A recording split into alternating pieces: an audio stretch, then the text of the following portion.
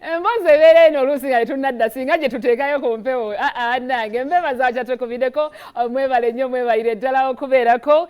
Thank you so much for that love and support. Olisha Nkyamwina abalina ebibuuzo byera ngenda kubanga bwento mbimuwa mu kaseera katono nnyo. Buganda Kumbucha abateekamu ensimbi kituzi abateekamu ensimbi Zula's Chicken and One Again enkujukiza ne Sapphire Hotel wali ekigo tukawo ofune service ekyasinza okuba ey'omulembe mu mbeera y'emu. Njagala okubanga mwenna nyongera okubajjukiza nterefayina tugenda kubeera Masaka abe Masaka tugenda kujja ku Lwomukaaga luno lwennyini tugenda kubeera nammwe so bitundu byonna Masaka kyotera byonna ebitundu ebirinaanyeewo tugenda kuŋŋaanira wamu woka terefayina g'ogiraba oba okyama olaba kapane kati olaba oba okyama kasi olabako terefayina we tugenda okubeera nammwe erudda eyo Masaka kale nga tweyongeddeyo mu maaso waliwo anaŋŋambye naye Olisha Mufumbo yakibagambye dda mikolo jajaggwa tejaggwa wamma ate gyali bakitaba ki ekigambo ekinene nnyo ejawunzika akaalo kewaffe ejawunzika akaalo gyali gitiibwagu andowooza olengera kakati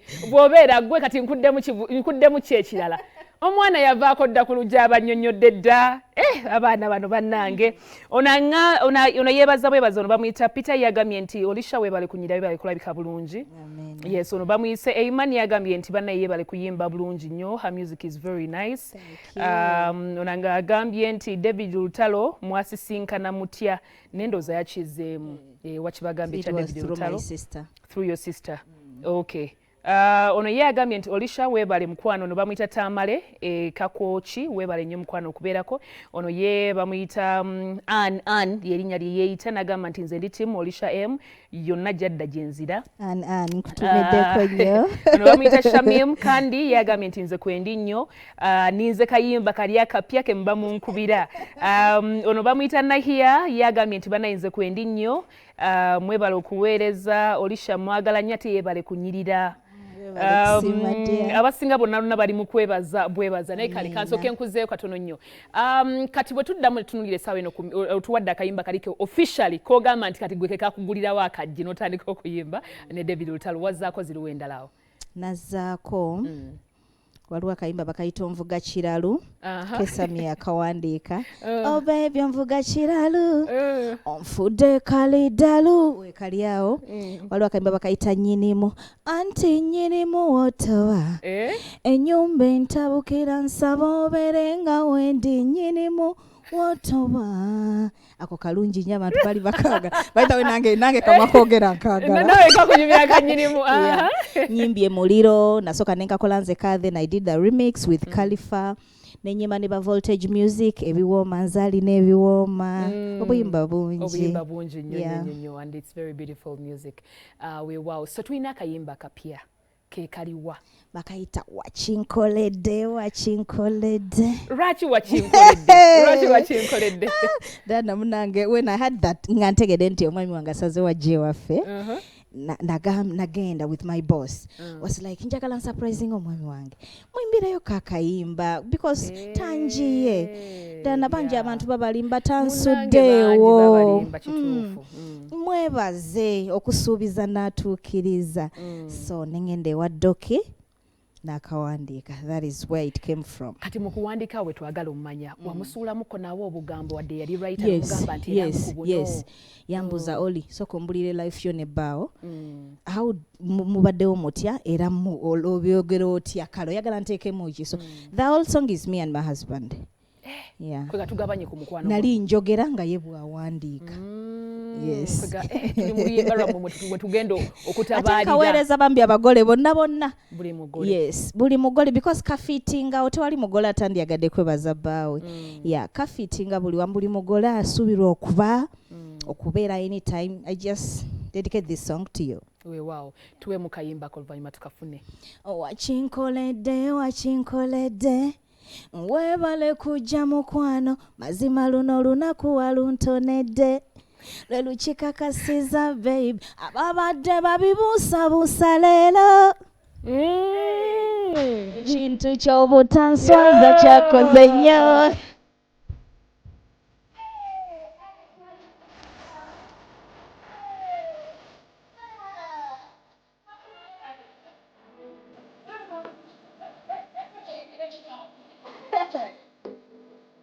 muntu wa bbeeyi era n'omugole gutwala wa bbeeyi ayambadde bya bbeeyi wamuvuyira ekyanga kajjaayi wansi w'enjuba yegwe muntu gwe nsinza okwagala sinsiale ne lwakalagane tekajja lulirika bingo ne bwe bakiika bakinkoledde weebale kujja muku ntonedde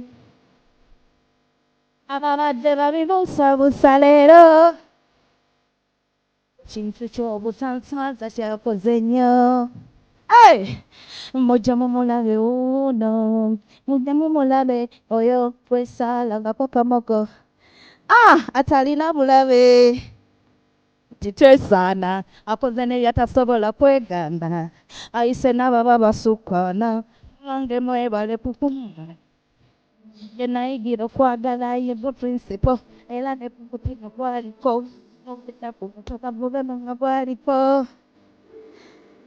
okwanjula kwa dondada gomesi ya maama tagyerabidde omutwalo gwa daddi eyo nkoza n'ekita ebirabo byabako aleese bingi nnyo kwegamba byeweese mabe bimanya wakinkoledde mazima luno olunaku waluntonedde ababadde babibuusabuusa leero bajjeeko akabuuza ekintu ky'obutanswaza kyakoze nnyo mujje mumulabe bamulaba era nebikwega twali mukolo naye nga tuli mukola ne vidiyo. Yes. Ani yakola vidiyo eno? My boss. Who did the video? I don't know. Mwateekateeka omukolo ngeno we muli mutukolera vidiyo ey'oluyimba Yeah. so lwe luno luyimba olupya lwe tulina latest right now. Lutambula.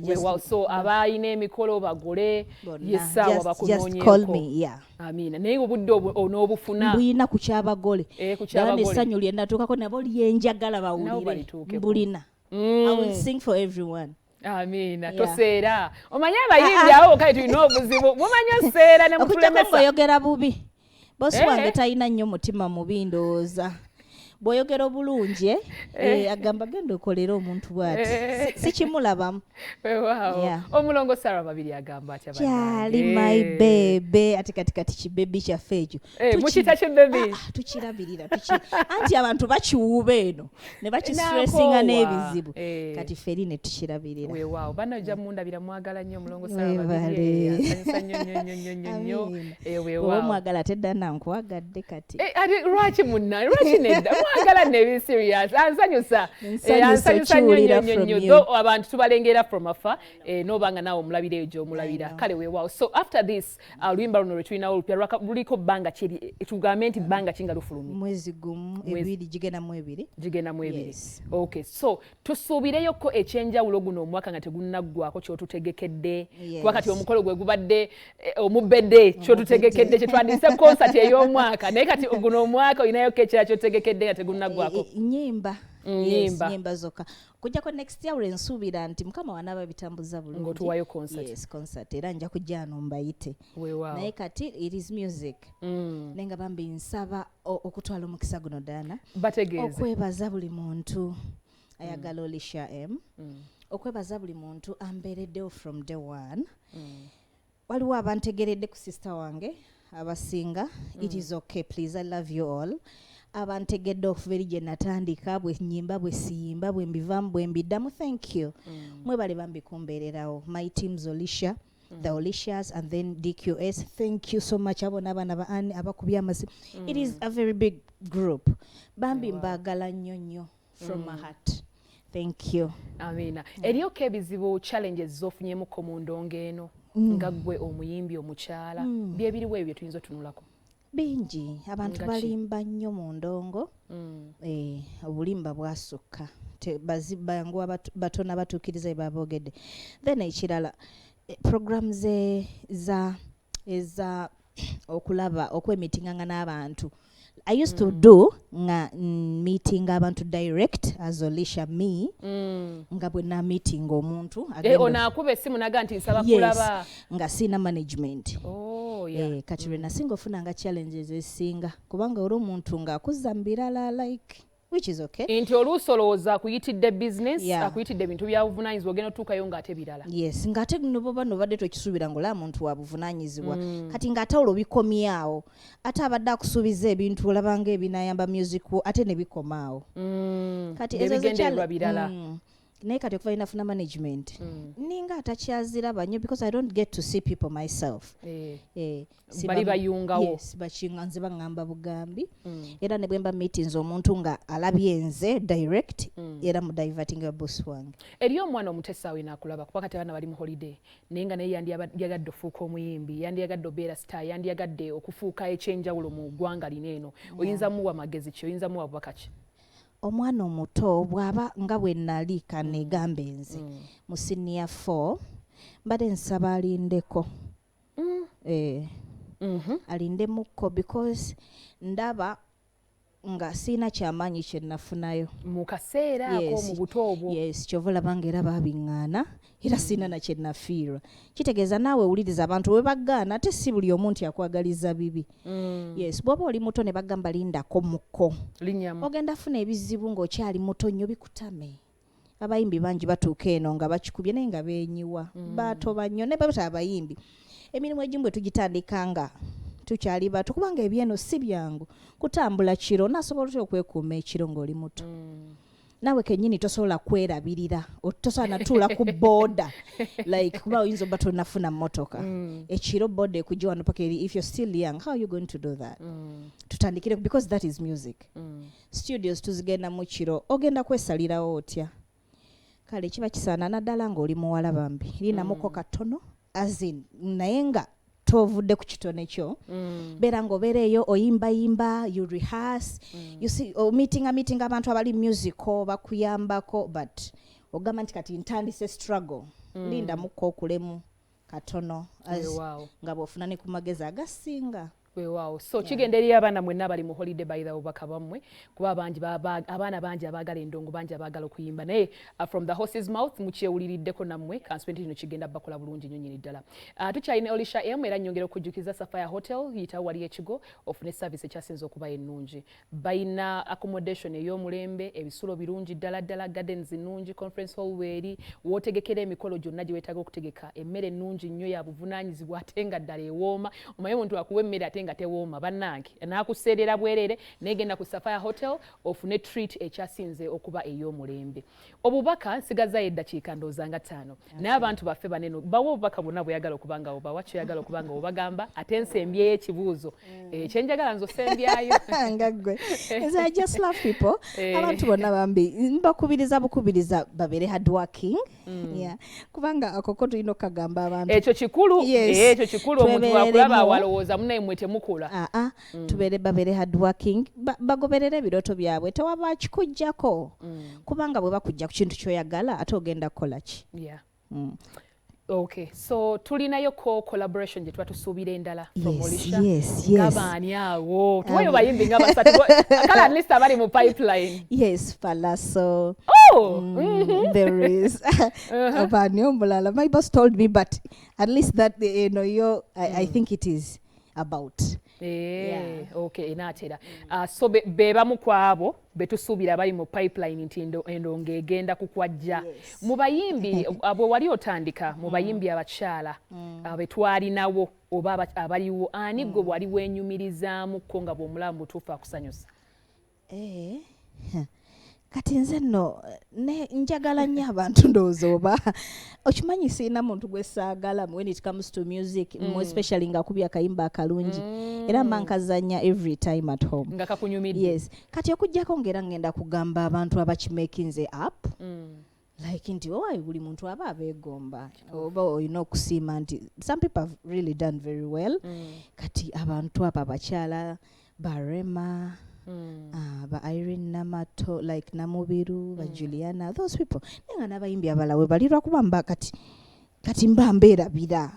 Naye abaana bwe balinze mbalaba balina obuyimba obulungi boss wange nyino obuyimba bwange bwenjagala bwenkuba nemba si kati mba obwongo simanya yono nenga nze njagala buli muntu ayimba obulungi ero lisha omuyimbi n'omutasanga nangama nti no mwala ndozi no I just love all the musicians kubanga bye bayita mumbi manyi ku federation isikulaba yo I know lwaki togenda ku federation one day I wanted to go naye bwe mpulira ebigenda maaso ku federation I'm like let me step back so kenda be ekigenda maaso mba wetukire yo lwaki okkiriza byowulira olisha lwaki okkiriza byowulira amanyi tubisanga eno owulirayo they are fighting balwanye mubbe ayombye like what aba chechige balinga nti kali nabo batebannasalawo bulungi abaliyo okusinzira ku byowulira kati I'm like kansoke tubirabireke n'abamu you know all of us can be leaders ate era tetusobola kale kasita abalala gye bali the majority ate tubawagira eno gye tubeera yes tubawagira tubeerayo naye fena tetusobola era kubeera ku kintu ekyo at the same time kale tweyanze nga batwekumiddeko mwenna okujjawo ng'olinayo akatalekeka naye nga byebyo bye tuwadde abantu baffe olunaku lwali waliyo akatalekeka manager ng'alayika alina gwayagala otumira mukyala we yawasa no he's single ntumirako boss wange my boss lead music banange yambereddewo yakoze olisha yanjagadde yambise yampanye yampise baby thank you so much my boss lead media Spencer thank you my sisters you've been there for me baganda bange we are all girls at home babeera wali ne banjagala ne bampaana ne babeerawo from day one then my teams and everyone abagala oli I just love you mwebale kulaba BBS Telefinal. See you next time. Amina tubalekedde akayimba ak'omukolo mukasabe mukagale mukalikinge wonna wokasanga lusha tomuyitako mubeere bulungi mweraba